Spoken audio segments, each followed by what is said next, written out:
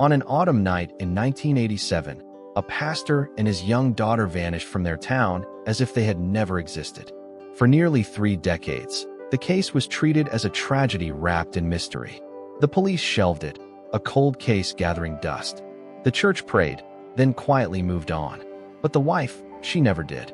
Then, on a quiet October morning, a secret buried for 27 years was unearthed when a stray dog, digging furiously at the edge of the forest, uncovered a sorrow deeper than any rumor.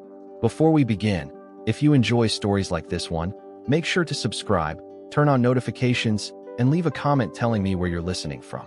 We always love knowing how far these quiet stories can travel. And now, let's go together to Oregon to follow the very first trace. 2014, Havenwood, Oregon. Eleanor Vance lived a life measured by the slow turning of the seasons. At 65, she moved with a quiet grace through a world that had long since shrunk to the borders of her small property, a little house nestled against the vast, silent backdrop of the Willamette Valley's fir forests. She was no longer the vibrant woman who had once organized church potlucks and led the choir. The years had pared her down, leaving a woman of quiet strength and profound stillness. No husband, no daughter, no easy faith to lean on. All of it, a consequence of that rainy October night in 1987, the night her husband, Reverend Michael Vance, and their little girl, Clara, disappeared from the face of the earth. The town had settled on its own narrative. A good man, overwhelmed by the pressures of his calling, had simply walked away. The Havenwood Community Chapel, after a period of collective grief, declared it a profound spiritual crisis and moved on. But Eleanor never believed it. Michael was not a man who ran. He was a man who stood firm, and he would have sooner stopped the reins from falling than leave his Clara behind without a word. For 27 years, she had held on to that certainty, a single, cold stone in the pit of her stomach, until the town's memory faded, until the questions stopped, until even her own hope had worn thin. She survived, but she did not truly live. Until that morning, Eleanor was in her garden, the one place she still poured her life into. The cool, damp air smelled of pine and wet earth. She was pruning the last of the autumn roses when the phone inside the house began to ring. It was a sharp, insistent sound that cut through the morning's peace. She wiped her hands on her apron, a sense of weary reluctance slowing her steps. It was likely just another telemarketer. She picked up the receiver in the kitchen. "Hello." A calm, professional voice answered. "Am I speaking with Mrs. Eleanor Vance?" "This is she," Eleanor replied. "Ma'am, my name is Sheriff Brody, from the County Sheriff's Department. I'm calling about a matter related to your husband, Michael Vance." Eleanor's hand tightened around the phone. She leaned against the counter for support, her knuckles turning white. She said nothing, her throat suddenly tight. The sheriff continued, his voice gentle. "Ma'am, we received an anonymous call this morning. A man reported finding some items in the woods north of town. It was an old leather satchel, buried near a hollow log. Inside, we found a Bible, a man's wallet, and a small doll." The world tilted. The familiar kitchen, the view of her garden through the window, it all seemed to recede, becoming distant and unreal. The only thing that was real was the sheriff's voice. "A doll?" she managed to whisper, the word catching in her throat. "Yes, ma'am. A little yarn-haired thing. Looks homemade. Wearing a faded blue dress."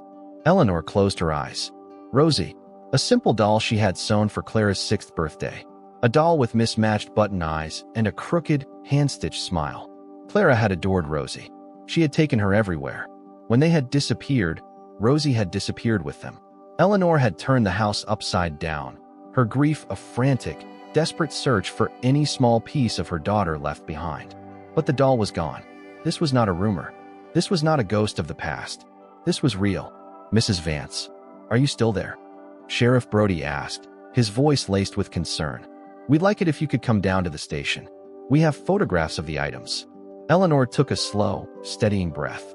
The numbness that had been her constant companion for 27 years was beginning to crack. Beneath it, something sharp and painful and fiercely alive was starting to wake up. "Yes," she said, her voice clearer now, firmer than it had been in years. "I'll be right there." She hung up the phone. She stood in the quiet of her kitchen, the silence no longer empty, but filled with 1,000 new questions. The long, gray chapter of waiting was over. A new one had just begun. Miles away, where the manicured lawns of Havenwood gave way to the untamed tangle of the Oregon woods, a different kind of life unfolded. Samuel Jones existed in the spaces people chose not to see. The overgrown logging roads, the abandoned clearings, the quiet banks of the Willamette River.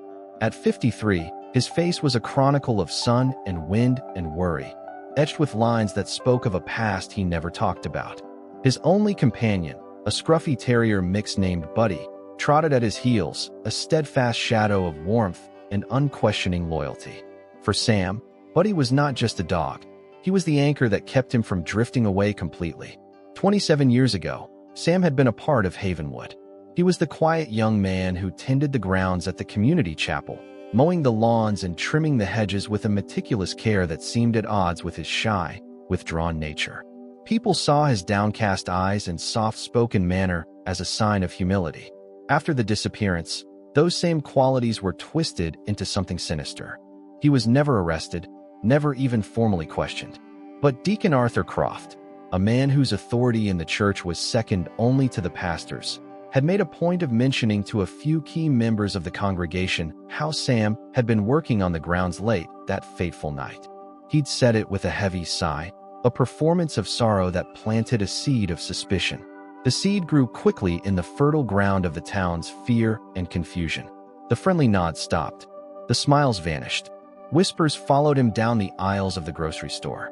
Within a year, the pressure of 1,000 silent accusations became unbearable, and Sam Jones simply vanished from Havenwood, taking with him a silence that was mistaken for guilt. He had spent the better part of his life since then on the periphery, a ghost haunted by a crime he did not commit. He had only returned to the outskirts of Havenwood a few months ago, pulled by a force he couldn't name, a need, perhaps, to be near the place where his life had been irrevocably broken. He was gathering fallen branches for his small cook fire when Buddy suddenly froze. The dog's body went rigid, his ears flat against his head. A low, guttural growl rumbled deep in his chest. Then he shot off towards a massive, moss-covered fir log that had fallen decades ago, its center long since hollowed out by time and rot. Buddy began to dig at the base of the log, his paws tearing at the damp earth with a frantic intensity. "Easy now, Bud," Sam called out, his voice a low rasp. Probably just a raccoon den. But the dog didn't stop. He whined, a high, desperate sound, and dug harder, dirt and pine needles flying behind him. There was a desperate urgency in the dog's actions that snagged Sam's attention. He set down his armful of wood and walked over. "All right, boy, let's see what's got you so worked up." He knelt beside his dog, the cool, damp scent of the forest floor rising around him. He pushed aside the loose soil and wet leaves that Buddy had unearthed. His fingers brushed against something that was not earth or wood. It was smooth and cool. Leather. A cold dread, sharp and familiar, coiled in his stomach. He worked alongside his dog, his hands scraping away the dirt. Slowly, he unearthed the corner of a dark leather satchel, the kind a professional man might carry. It was old, the leather cracked and stiff with moisture. He pulled it free from the sucking grip of the earth. It felt heavy, impossibly heavy, weighted with more than just time. With trembling hands, he fumbled with the rusted brass clasps. They resisted, then gave way with a sudden, metallic snap. He lifted the flap. The first thing he saw was a worn, black leather Bible. He lifted it carefully. Embossed in faded gold letters on the cover was a name he had tried for 27 years to forget. Reverend Michael Vance.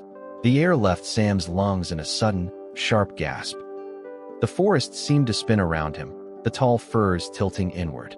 He wanted to shove the satchel back into its grave, to cover it with dirt and run, to let the past remain buried. But his hands seemed to have a will of their own. He reached back inside. His fingers closed around something small, soft, and unervingly familiar. He drew it out into the dim forest light. A small doll, with yarn hair and a faded blue dress. Its button eyes stared up at him with a blank, silent accusation. Rosie. The name whispered through his memory, a child's happy voice. He saw her. He saw Clara Vance, all of 7 years old, her face bright with a gap-toothed smile, holding up the doll for him to see. "Her name is Rosie, Sam. I made her dress myself." He dropped the doll as if it had burned him. He scrambled backwards, his back hitting the rough bark of the hollow log. He sat there, gasping for breath, the satchel lying open on the ground before him. The stares, the whispers, the slow, crushing weight of a town's judgment. It all came back, not as a memory, but as a fresh, raw wound. For 27 years, he had carried the shame of their suspicion. He had started to believe it himself, to believe that there was something fundamentally wrong with him, something that made him deserve to be cast out. Now, here was the proof, not of his guilt, but of a truth far more terrible. Buddy crept over and laid his head on Sam's knee, whining softly, sensing the tremor that ran through the man's body. Sam wrapped a shaking arm around his dog, his face buried in the coarse fur.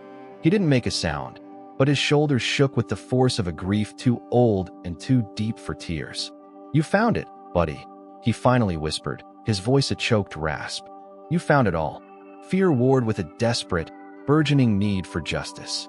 If he went to the police, would they see a man trying to help? Or would they see the same quiet, suspicious outcast they had run out of town all those years ago? He spent the night by his fire, the leather satchel sitting in the shadows like a silent witness. As the first pale light of dawn filtered through the trees, a decision settled in his heart. It was a terrifying choice, but the weight of staying silent was suddenly heavier than the fear of speaking up. He drove his rust-eaten truck to a lonely roadside stop, the kind with a single flickering fluorescent light over a payphone. He dropped a quarter into the slot, the metallic clink echoing in the quiet morning. When the county dispatcher answered, he took a deep breath and spoke, his voice low and deliberately rough, a stranger's voice. "I found something," he said. "Out in the woods, north of town. A leather bag. It belongs to the pastor, the one who disappeared." He gave the location of the hollow log, then gently placed the receiver back on the hook before a single question could be asked. He had opened the door to the past. Now he could only wait to see what would come through it. The drive into town was a blur. Eleanor piloted her old sedan down the familiar roads of Havenwood, but she saw none of it. Not the quaint storefronts on Main Street, not the spire of the community chapel rising above the autumn trees. Her mind was a whirlwind of a single, repeating image, a small doll with a faded blue dress and mismatched button eyes. She parked in front of the county sheriff's office, a modest brick building that had changed little in 3 decades. She took a moment, her hands resting on the steering wheel, and drew a long, steadying breath. The woman who had walked out of her house this morning was not the same woman who was now walking into this building. The old, resigned Eleanor had been left behind in the kitchen. In her place was someone else, someone with a core of cold, hard clarity. Sheriff Brody met her in the lobby. He was a man in his late 40s, with kind eyes and a weary set to his shoulders, the look of someone who had seen too much of his small town's troubles. He led her not to an interrogation room, but to his own office, a space cluttered with files and maps and the scent of stale coffee. "Thank you for coming in so quickly, Mrs. Vance," he said, gesturing to a chair. "I know this must be difficult." Eleanor sat, her back straight, her hands folded in her lap. "Just show me, Sheriff." He didn't bring out the actual items. They were evidence, he explained, already being sent for forensic analysis. Instead, he laid a series of high-resolution photographs on the desk between them. The worn leather satchel, stained with earth. The Bible, its pages warped by moisture, but the name Michael Vance still clear on the inside cover. His wallet, containing a faded driver's license and a few dollars. And then, the doll. The photograph was stark and clinical, but it couldn't strip the life from it. There was Rosie, her yarn hair matted, her blue dress darkened with damp, one button eye staring blankly at the camera. Eleanor reached out, her fingers hovering just above the glossy surface of the photo, as if she could touch the worn fabric, feel the familiar shape of it in her hand. "It's hers," she said, her voice quiet but firm. "It's Clara's doll." Sheriff Brody nodded slowly, observing her reaction. The anonymous caller mentioned it was buried. "We sent a team out. It looks like it's been in the ground a long, long time. We're talking decades." "Who found it?" Eleanor asked, her eyes still fixed on the picture of the doll. The caller didn't leave a name, just gave us the location and hung up. "We're looking into it." The sheriff leaned back in his chair, his expression turning professional, guarded. "Mrs. Vance, I need to be frank with you. This reopens a lot of questions, but it doesn't give us many answers. The case is 27 years old. The original investigators are long since retired or gone. Files get lost. Memories fade. Eleanor finally looked up, her gaze meeting his. It was a clear, direct look, devoid of tears or hysteria. "Sheriff," she said, her tone even. "My husband did not run away. Someone took him. Someone took my daughter. This bag proves they didn't just walk away into the woods. Someone put them there. Someone buried this." "I understand," he said, though his tone suggested he was merely humoring a grieving widow. "We'll do what we can. We'll reopen the file, see what shakes loose. But I don't want to give you false hope." Driving home, the sheriff's words echoed in her mind. False hope. He saw her as a fragile old woman who needed to be protected from disappointment. He didn't understand. This wasn't about hope. Hope was a soft, gentle thing that had died in her years ago. This was about certainty. The certainty that a great evil had been done and that it had been allowed to sleep, undisturbed, for nearly 3 decades. She realized with a chilling clarity that she was on her own. The system, with its procedures and its lack of resources for a case this cold, would not be her champion. If the truth was to be found, she would have to be the one to find it. That evening, for the first time in over 20 years, Eleanor climbed the creaking stairs to the attic. The air was thick with the scent of old wood and forgotten time. In a far corner, under a dusty canvas tarp, was a large, sturdy trunk. Michael's trunk. She hadn't been able to bring herself to open it after he disappeared. It was too final, like closing a casket. She lifted the heavy lid. Inside, his life was neatly packed away. Stacks of his sermons, tied with string. Books on theology and history, their margins filled with his elegant, spidery handwriting. And at the bottom, something she had forgotten even existed, his personal ledgers. Michael had been the church treasurer as well as its pastor. He was a meticulous record keeper. She carried one of the ledgers downstairs, the one marked 1987. She sat at her kitchen table, the same table where she had taken the sheriff's call that morning, and opened it. The pages were filled with neat columns of numbers and notes. She started at the beginning of the year, her finger tracing the entries. It was all routine. Tithes, utility payments, missionary fund contributions. Then, in July, the entries began to change. She saw a large payment, several $1,000s, listed under building and grounds maintenance. The note beside it read, "Paid to AC Contracting." A few weeks later, another large payment to the same company, and another in August. The amounts were far beyond what the church would normally spend on upkeep. Eleanor's breath caught. AC Contracting. She knew that name. It was the construction company owned by the man who had stepped in to lead the church after Michael's disappearance. The man who had soothed the congregation with his calm authority. Deacon Arthur Croft. Eleanor stared at the entry, her mind racing. It wasn't proof of anything, not yet, but it was a thread. After 27 years of staring at a blank, impenetrable wall, someone had finally handed her a thread, and she was going to pull on it until the whole damned wall came down. The discovery of Arthur Croft's name in the ledger was like a key turning in a lock that had been rusted shut for a generation. For the first time, Eleanor felt the vague, formless shape of her grief begin to coalesce into something with edges, something she could examine.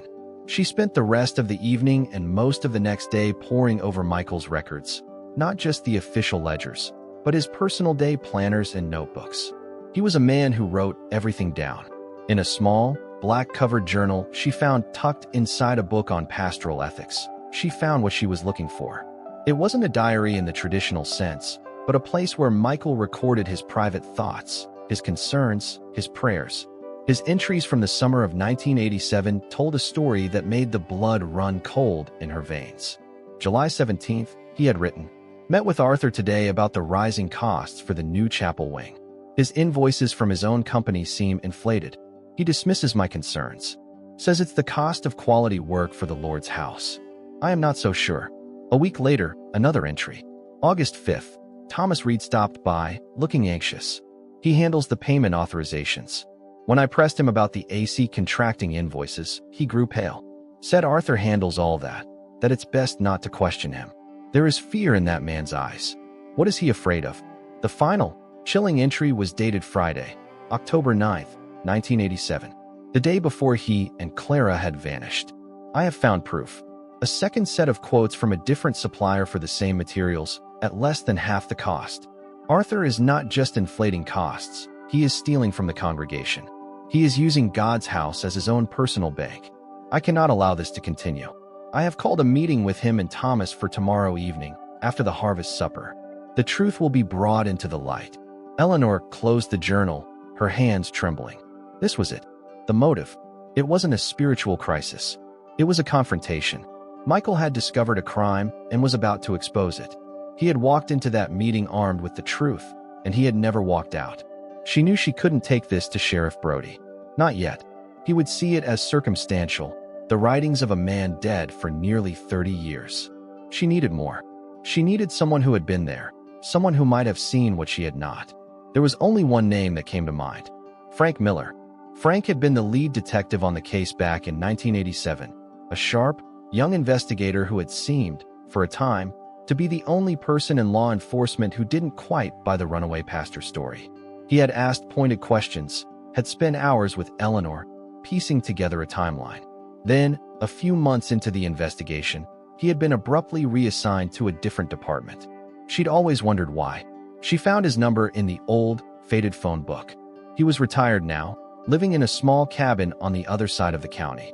When she called, his voice was gravelly with age, but the sharpness was still there. "Eleanor Vance," he said, after she introduced herself. "I'll be damned. I was wondering when you'd call. I saw the news report about the satchel." "You knew?" Eleanor asked, surprised. "A friend at the department gave me a heads up. Knew I'd want to know." A pause. "I never liked how that case was handled, Ellie. Never sat right with me." She drove to his cabin that afternoon. It was a simple, sturdy place, surrounded by tall pines, with a curl of smoke rising from a stone chimney. Frank Miller had aged, his hair now a shock of white, but his eyes were the same, intelligent, probing, and missing nothing. He listened intently as she laid out her findings on his rustic wooden table, the photographs of the satchel, the old church ledger, and finally, Michael's black-covered journal. He read the last entry from the journal twice, his expression hardening. "So that's what it was about," he said, more to himself than to her. "Money." He tapped a finger on the page. "I always suspected something was off with the church's finances. I asked for the records back then, but I was told it was an internal church matter. My captain told me to focus on the missing persons angle, not to go stirring up trouble with the town's most powerful deacon." "Arthur Croft," Eleanor said, the name tasting like poison. "The very same," Frank confirmed. He stood and walked over to a locked filing cabinet in the corner of the room. He returned with a thin, dusty manila folder. "This is my own file. Copies of a few things from the official record that I thought were interesting. Things that might go missing." He opened it. Inside were old witness statements and preliminary reports. And there, on a list of church employees interviewed at the time, was a name that made Eleanor's breath catch. "Samuel Jones," Frank said, pointing to the name. "Groundskeeper. Young fellow, quiet as a mouse. He was one of the last people to see Michael and Clara at the harvest supper that night. I wanted to talk to him again, a more in-depth interview. But when I went back a week later, he was gone. His landlord said he'd packed up and left town without a word. Everyone just assumed. Well, you know what they assumed. They thought he was involved," Eleanor whispered. "It was convenient," Frank said, his voice grim. "It gave the town someone to blame, a simple answer to a messy question. We never found him. The official report lists him as a person of interest who could not be located." He looked from the file to Eleanor, his eyes meeting hers with a new intensity. "The anonymous call about the satchel, it came from a payphone on the north side of town, near that stretch of woods where the homeless folks sometimes camp out." A sudden, startling thought took root in Eleanor's mind. A man who vanished 27 years ago. An anonymous caller, today. "Frank," she said slowly, the pieces clicking into place with a terrifying logic. "Do you think it's possible? After all this time?" He didn't answer right away, just stared at the name on the old paper. "If it is," he finally said, his voice low and serious, "then he's not just a witness anymore, Ellie. He's the man who just broke this case wide open." The idea that Samuel Jones might still be in the area, that he might be the one who made the anonymous call, took hold of Eleanor and Frank with the force of a revelation. It shifted the entire focus of their search. They were no longer just looking for clues from the past. They were looking for a living, breathing person, a ghost who had apparently returned to the town that had cast him out. For the next 2 days, they drove the back roads and quiet streets of Havenwood. Frank, using his old police instincts, knew that a man living on the fringes wouldn't be found on Main Street. They checked the public library, the soup kitchen run by a neighboring town's church, and the small park by the river. They spoke to a few of the town's other displaced souls, men with haunted eyes and weathered faces, but no one knew a man named Sam.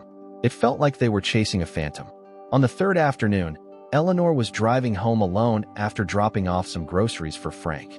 She took a different route, a long, winding road that skirted the edge of the national forest. It was there that she saw him. He was walking along the shoulder of the road, a scruffy dog trotting at his side. He was a silhouette against the gray Oregon sky, a man who seemed to be carrying the weight of the world on his stooped shoulders. There was nothing remarkable about him, yet Eleanor's hands tightened on the steering wheel. A flicker of something, a feeling more than a memory, stirred within her. She slowed the car, her heart beating a little faster. She drove past him, her eyes meeting his for a fleeting second in the rearview mirror. His face was weathered and deeply lined, but his eyes, there was a profound sadness in them and a startling familiarity. She couldn't place it, not exactly, but the feeling was strong enough that she pulled the car over 100 yards down the road, her mind racing. She sat there for a long time, wrestling with what to do. Frank had warned her to be careful, that if this was indeed Sam Jones, he might be scared, volatile, or unwilling to talk. But her intuition, a faculty she hadn't trusted in years, was telling her something else. It was telling her that this man was not a threat. He was a key. She turned the car around. She found him sitting on a fallen log by the side of the road, sharing a piece of a sandwich with his dog. She pulled up slowly and got out, leaving the engine running. The man looked up, his body instantly tensing, his hand moving instinctively to rest on his dog's back. He looked like a cornered animal, ready to bolt. Eleanor held up a hand, a gesture meant to be calming. She didn't approach any closer. "I'm not here to cause you any trouble," she said, her voice soft, carried on the cool air. "My name is Eleanor Vance." She saw a flicker of recognition in his eyes, a shadow of an old pain. He said nothing, just watched her, his expression guarded. "I think you're the one who found my husband's satchel," she continued, taking a small step forward. "I saw you a moment ago, and I had a feeling. If it was you, I just wanted to say thank you. You have no idea what it means." The man remained silent, his gaze fixed on her. The silence stretched, filled only by the low hum of her car's engine and the distant cry of a raven. Eleanor thought she had made a mistake, that he would get up and walk away, disappearing back into the woods. But then he spoke, his voice a low, gravelly rasp, as if it hadn't been used for much talking in a long time. "Why would I do that?" he asked. It wasn't a denial. It was a question, laced with a deep and abiding weariness. "Because it was the right thing to do," Eleanor answered simply. That seemed to be the key. Something in her direct, judgment-free response disarmed him. The tension in his shoulders eased, just slightly. "Can I buy you a cup of coffee?" she offered. "There's a diner a few miles from here. No questions asked if you don't want to answer. I think we have something to talk about." He looked down at his dog, then back at Eleanor, his eyes searching her face. He must have seen something there, not pity, but a shared landscape of grief that made him trust her. He gave a slow, almost imperceptible nod. At the small, quiet diner, they sat in a booth by the window. Buddy waited patiently in her car. For a long time, they just sipped their coffee in silence. It was Sam who finally broke it. "I used to work for him," he said, staring down into his cup. "For the Reverend. He was a good man. Always treated me decent." He paused, taking a shaky breath. "Not like the others. I remember you, Samuel," Eleanor said gently. "You were always so quiet. You took such pride in the church grounds." He looked up at that, a flash of surprise on his face. "You remember me?" "Of course I do." And then, the story came out. Not in a rush, but in slow, halting pieces, like he was carefully pulling shards of glass from an old wound. He told her about being questioned by the police, about the way Deacon Croft and Thomas Reed would look at him, their eyes full of a strange mixture of pity and accusation. He told her about the whispers, the turned backs, the slow, agonizing process of being erased from the community. He told her about leaving town, not because he was guilty, but because he couldn't bear the weight of their suspicion any longer. Eleanor listened, her heart aching not just for her own loss, but for his. They were two different kinds of victims of the same, unspoken crime. "When I found that bag," Sam said, his voice dropping to a whisper, "it all came back. I was so scared. But then I thought of your little girl. I thought of Clara." He swallowed hard. "She used to follow me around when I was mowing the lawn. She'd ask me a million questions." He looked at Eleanor, his eyes glistening. "She was a bright little thing." "Yes," Eleanor said, her own voice thick with emotion. "She was." "There was something else," Sam said suddenly, his brow furrowed in concentration. "Something from that night. I'd forgotten all about it until now." He leaned forward. "It was late, after the harvest supper. Everyone had gone home. I was just finishing up, putting some tools away in the shed. I saw a light on in the community hall. I saw Thomas Reed. He was cleaning something on the floor, on that big wool rug they had in front of the fireplace." "Cleaning what?" Eleanor asked, her body tense. "I don't know. It was a big, dark stain. I remember thinking someone must have spilled a whole bottle of communion wine. But he was scrubbing at it so hard, like he was trying to scrub a hole right through the floor. The next Sunday, the rug was gone. They had a new one. When I asked him about it, he got all flustered. Said the old one was ruined. That was it." Sam looked at her, the significance of the memory dawning on him as he spoke the words aloud. It was just a rug. But the way he looked that night, he looked terrified. A dark stain. A terrified man. A missing rug. It wasn't just a thread anymore. It was a clear, dark line, leading directly back to the door of the Havenwood Community Chapel. The detail about the rug was a turning point. It was no longer a matter of interpreting old financial records or chasing down ghosts from the past. It was a tangible piece of the crime scene, a memory that anchored the entire event to a specific place and a specific action. When Eleanor relayed the story to Frank Miller later that day, the retired detective grew very still. "A dark stain," he said, his voice low and grim. "And Thomas Reed was the one cleaning it. Not the deacon. Thomas. The weaker one." "What do we do, Frank?" Eleanor asked. "We don't go to the sheriff." "Not yet," he said, his mind clearly working, piecing things together. "Brody's a good man, but he has to follow procedure. He'd need more than the memory of a missing rug from a man who's been off the grid for 30 years. No, we have to be smarter. We go to the source. We go to Thomas." Their plan was simple, and that was its strength. They wouldn't accuse. They would simply remind. 2 days later, Eleanor found herself walking up the neat cobblestone path to Thomas Reed's house. It was a handsome, 2-story home in one of Havenwood's nicer neighborhoods, the kind of house built on a lifetime of quiet prosperity and community respect. Frank was with her, a silent, imposing presence at her side. Thomas Reed himself answered the door. He had aged into a soft, paunchy man in his late 60s, with thinning gray hair and a nervous energy that he tried to hide behind a veneer of forced joviality. When he saw Eleanor, his smile faltered. "Eleanor," he said, his voice a little too loud. "And Frank, what a surprise. What brings you two out this way?" "We were just in the neighborhood, Thomas," Eleanor said, her tone calm and pleasant, belying the knot of ice in her stomach. "We were hoping we could have a word with you. It won't take a moment." He couldn't refuse, not without raising suspicion. He led them into a formal living room, a space filled with polished wood furniture and framed family photos. He gestured for them to sit, but he remained standing, shifting his weight from one foot to the other. "Can I get you some coffee?" "Tea," he offered, his hands fluttering nervously. "No, thank you, Thomas," Eleanor said, getting straight to the point. She didn't want to give him time to gather his defenses. "I've been going through some of Michael's old things recently. It brings back so many memories." Thomas swallowed, his Adam's apple bobbing. "I can imagine. He was a fine man.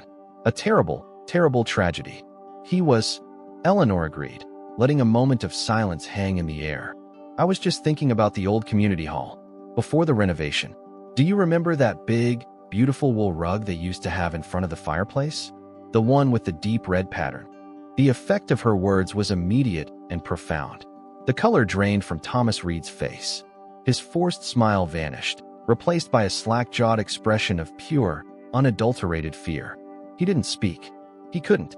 He just stared at her, his eyes wide and panicked. Frank, who had been watching the exchange without a word, took a slow step forward. He didn't say anything threatening. He just looked around the pristine living room, his gaze lingering on the photos of Thomas's smiling children and grandchildren. The unspoken message was clear: you have a life here, a family, a reputation, all of it built on a secret we are about to uncover. Eleanor continued, her voice still gentle, but now it held a razor's edge. I always loved that rug. I wonder whatever happened to it. Do you remember, Thomas? He opened his mouth, but no sound came out. He just shook his head, a tiny, jerky motion. He looked like a man standing on a trapdoor, waiting for it to fall. Well, Eleanor said, rising slowly from her chair. It was just a thought. Thank you for your time, Thomas. They walked out, leaving him standing alone in the middle of his perfect living room, a statue of guilt. As they drove away, Eleanor felt no triumph, only a deep, chilling certainty. He hadn't said a word, but he had told them everything. The weight of their visit bore down on Thomas Reed throughout the day and into the night. For 27 years, the secret had been a dormant beast, sleeping in the deepest part of his soul. Now, Eleanor Vance had come and prodded it awake. He saw her face every time he closed his eyes. He heard her calm, quiet question about the rug. He felt the weight of Frank Miller's silent judgment. He thought about Arthur Croft, about his cold, pragmatic resolve. Arthur would tell him to be strong, to deny everything. But Thomas wasn't strong. He never had been. He was a follower, a man who had been swept up in a crime of panic and greed, and had been living with the consequences ever since. That night, unable to sleep, he went down to his garage. He found a small, plain envelope and a piece of paper.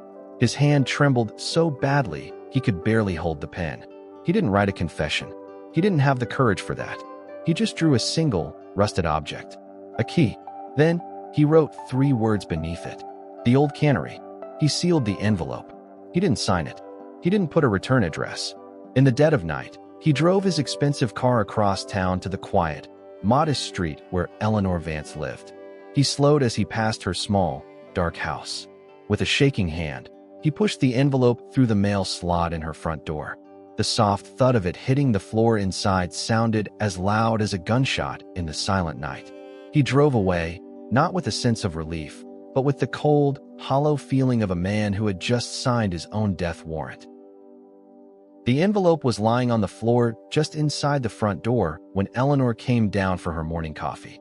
It was a simple, white business envelope, stark against the dark wood of the floor. There was no stamp, no address. Just her name, Eleanor, written in a shaky, almost illegible script. Her heart began to pound a slow, heavy rhythm against her ribs. She knew, with an instinct that defied logic, that it was from Thomas Reed. She picked it up, her fingers trembling slightly. Inside, there was no letter. Just a single, old-fashioned skeleton key, its metal surface pitted with rust. It was wrapped in a small piece of notepaper. On the paper were 3 words, scrawled in the same unsteady hand. The old cannery. She stared at the words, then at the key. The old Havenwood cannery.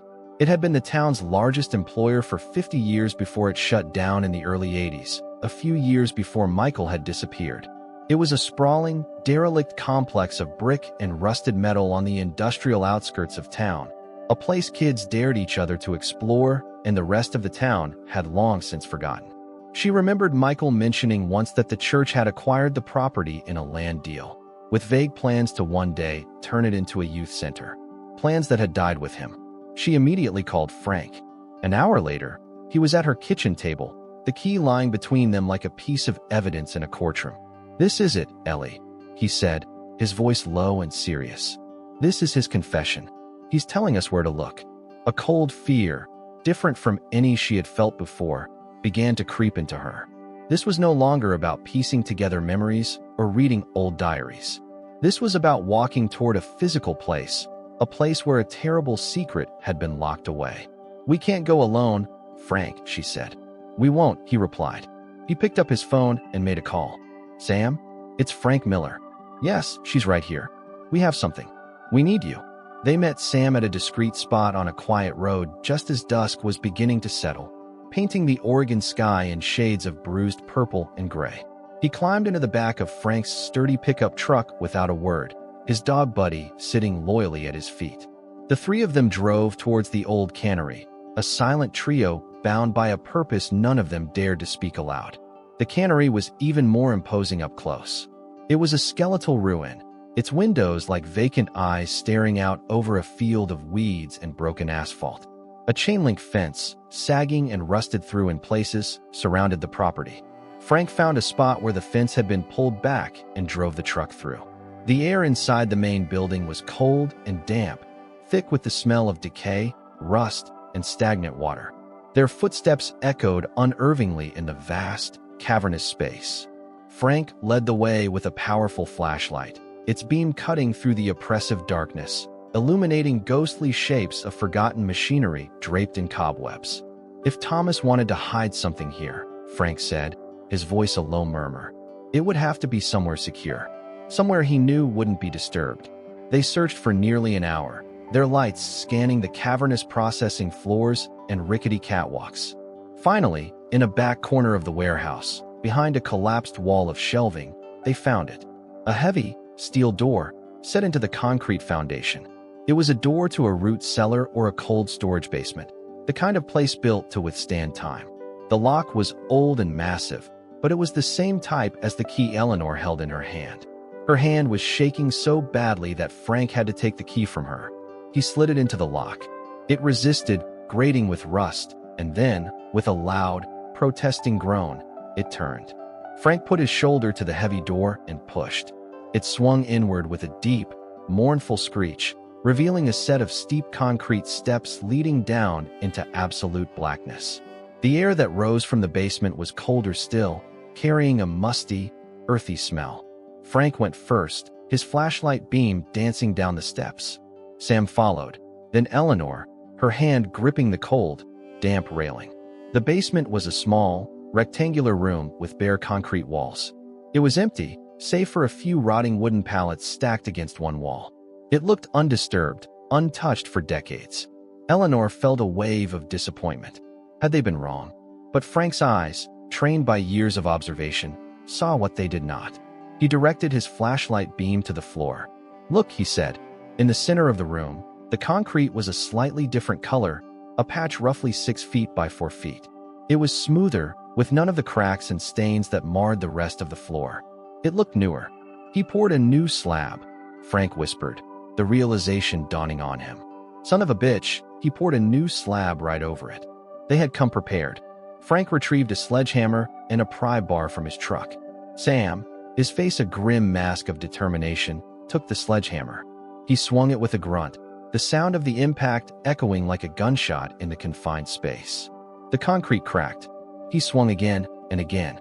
Eleanor stood back, her hand pressed to her mouth, every blow of the hammer landing like a punch in her own chest.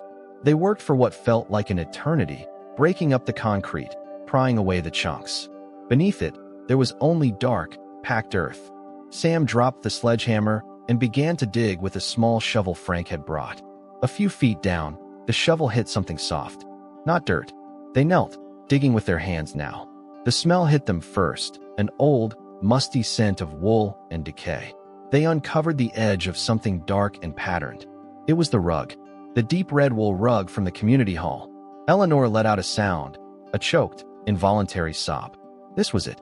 The moment of truth she had both sought and dreaded for 27 years. With a shared, grim resolve, Frank and Sam carefully rolled back the heavy, damp-rotted carpet.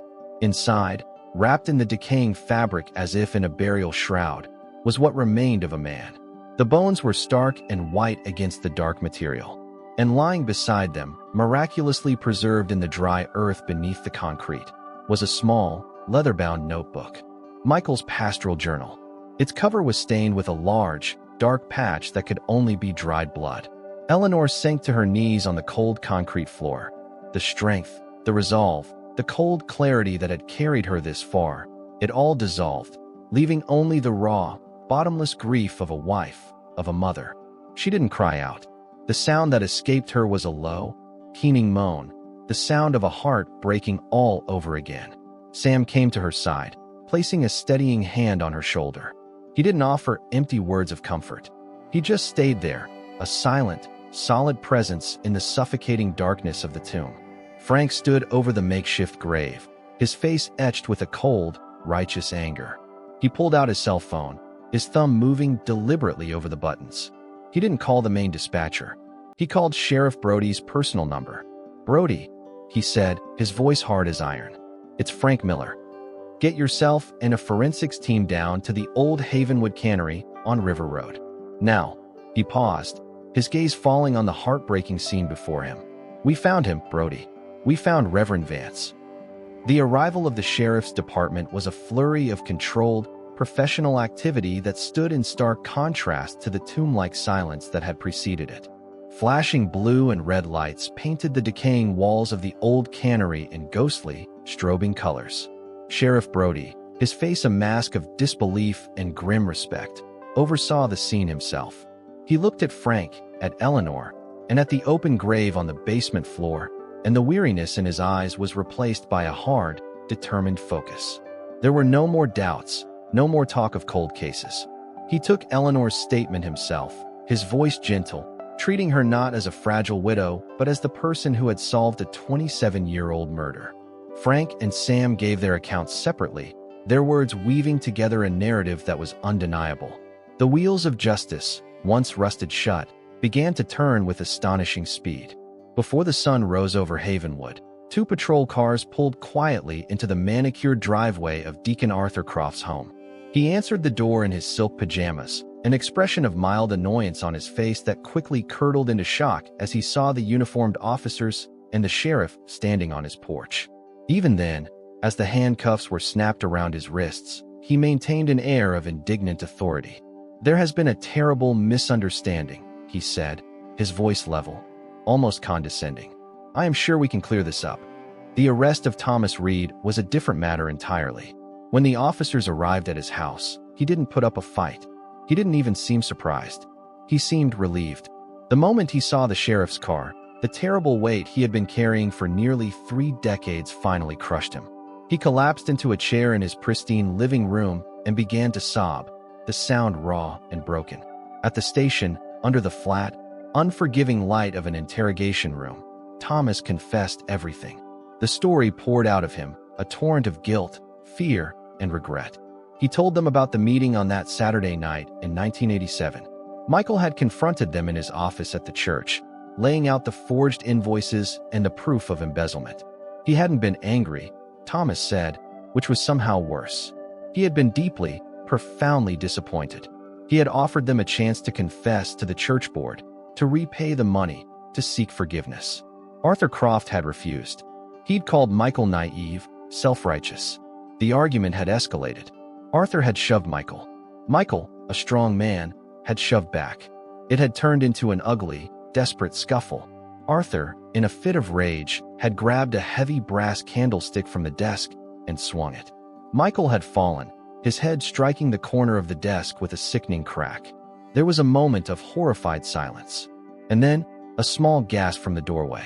Little Clara, who was supposed to be waiting in the community hall, had come looking for her father. She had seen everything. That, Thomas wept, was when the tragedy had become an unimaginable horror. The rest of his confession came out in choked, fragmented sentences. The panic, Arthur's cold, terrifying logic that there could be no witnesses. He spoke of driving it terrified, crying Clara out to a remote spot by the river, of Arthur walking her into the woods. Thomas had stayed in the car. He said he had covered his ears, but he couldn't block out the sudden, final silence. They had returned to the church, wrapped Michael's body in the heavy wool rug, and hidden it in the trunk of Arthur's car. They drove it to the old cannery, a property Arthur knew would remain undisturbed, and buried him under the floor of the basement, pouring a new layer of concrete over the top themselves the next day.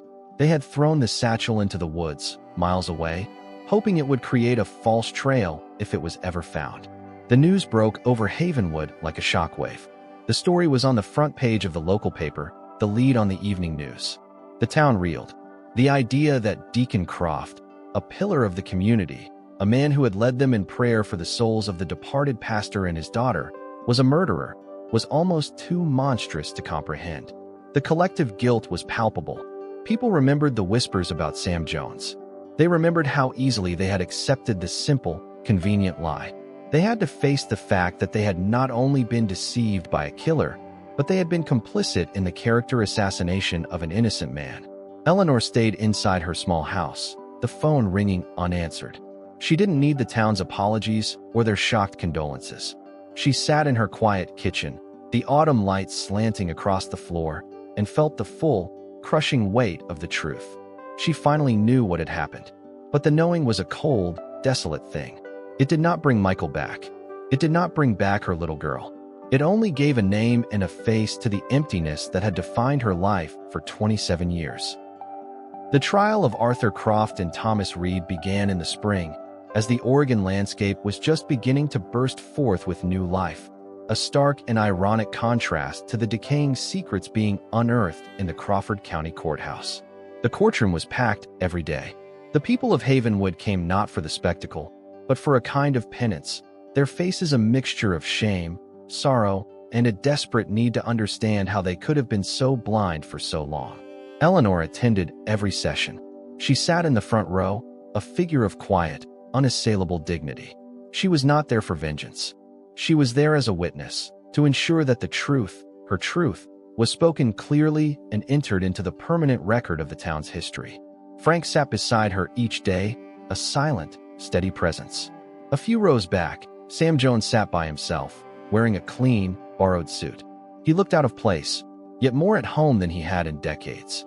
The prosecution, armed with Thomas Reed's full confession and the mountain of forensic evidence, laid out the case with methodical precision. They presented the stained pastoral journal, the DNA evidence from the remains, the financial records detailing the embezzlement. But the trial's most powerful moments came not from the lawyers, but from the people who had lived in the shadow of the crime. When Sam Jones was called to the stand, a hush fell over the courtroom. He walked slowly to the witness box, his hands clenched at his sides. But when he sat down and faced the prosecutor, his gaze was steady. He spoke in a clear, low voice, telling the court not just about finding the satchel, but about what had happened to him 27 years ago. He spoke of the whispers, the averted eyes, the crushing weight of being judged and condemned without a trial. He didn't speak with anger or self-pity, but with a simple, profound sadness. He turned his gaze from the jury and looked out at the faces of the people of Havenwood, many of whom he recognized. They took the Reverend's life that night, he said, his voice quiet but carrying to every corner of the room. And in the weeks that followed, this town, you took mine. A wave of palpable shame washed over the courtroom. It was an accusation, but also an absolution. By speaking the truth of his own suffering, he was giving them a chance to finally acknowledge it. Eleanor was the prosecution's final witness. When she took the stand, the room felt charged with a different kind of electricity. She did not speak of the cannery, or the rug, or the financial ledgers. The lawyers had already done that. Instead, she spoke of the man she had lost. She told them about Michael's laugh, about the way he would read stories to Clara, doing all the different voices. She told them how he believed in the fundamental goodness of people, even when they disappointed him. She painted a portrait not of a saint or a martyr, but of a good man, a loving husband, and a devoted father. The defense may suggest that what happened was an accident, a confrontation that went too far, she said, her eyes fixed on the jury, her voice clear and unwavering. But the true crime was not committed in that moment of violence. The true crime was the silence that followed. The decision to erase a man, to erase a child, to bury the truth and pretend it never happened. She looked over at Arthur Croft, who sat staring straight ahead, his face a mask of cold indifference. "I am not here asking for justice for myself," she said, her voice softening. "I am here to give a voice to my husband, who can no longer speak, and to my daughter, whose laughter was silenced. I am here to reclaim their story." She paused, then delivered her final, devastating line. "And I am here to read the last words my husband ever wrote." She opened the small, black-covered journal, which had been entered as evidence. She read the final entry aloud, her voice ringing with a strength that filled the courtroom. "I have called a meeting with him and Thomas for tomorrow evening. The truth will be brought into the light." She closed the journal gently. "The light was put out that night," she said. "It has taken us 27 years to find it again. There was no need for a long deliberation. The jury returned in less than 3 hours. Arthur Croft was found guilty of 2 counts of first-degree murder. He was sentenced to life in prison without the possibility of parole. He showed no emotion as the verdict was read, his arrogance a shield to the very end. For his confession and cooperation, Thomas Reed's sentence was reduced. He was found guilty of second-degree murder and sentenced to 25 years to life. As he was led from the courtroom, he finally broke, his body racked with sobs of a man whose soul had long since been crushed by the weight of his own secret. Justice had been served. But for Eleanor, and for the town of Havenwood, the healing was just beginning. A month after the trial, as the Oregon autumn began to bleed into the cool, damp promise of winter, the town of Havenwood gathered. They did not gather in the community chapel, a place now tainted by the memory of the secrets it had kept. Instead, they met in a small, grassy clearing on a hill overlooking the town, with the vast, silent expanse of the fir forest stretching out behind them. There was no pulpit, no altar, just a simple stone bench, newly installed, and 2 young Douglas fir saplings, their roots ready to take hold in the rich, dark earth. This was not a church service. It was a memorial, a collective act of remembrance and an unspoken apology. Eleanor stood before the small crowd, a gentle breeze rustling the pages of the open Bible she held in her hands. It was Michael's Bible, the one found in the satchel. She looked out at the faces before her, familiar faces, faces of people who had shared potlucks with her, whose children had played with Clara. She saw contrition in their eyes and a profound, shared sorrow. Frank Miller stood off to one side, his hat held respectfully in his hands. And near the front, standing not apart but among the others, was Sam Jones. He was wearing a simple, clean work jacket. The haunted look in his eyes had been replaced by a quiet, steady calm. "We are not here today to speak of judgment," Eleanor began, her voice clear and carrying on the crisp air. "The courts have done their work. We are not here to speak of anger, for anger is a fire that consumes the one who carries it. We are here simply to remember Michael, and to remember Clara." She didn't preach a sermon. She simply spoke from the heart. She spoke of Michael's belief that a community was a garden, something that needed constant tending, weeding, and care to keep it healthy.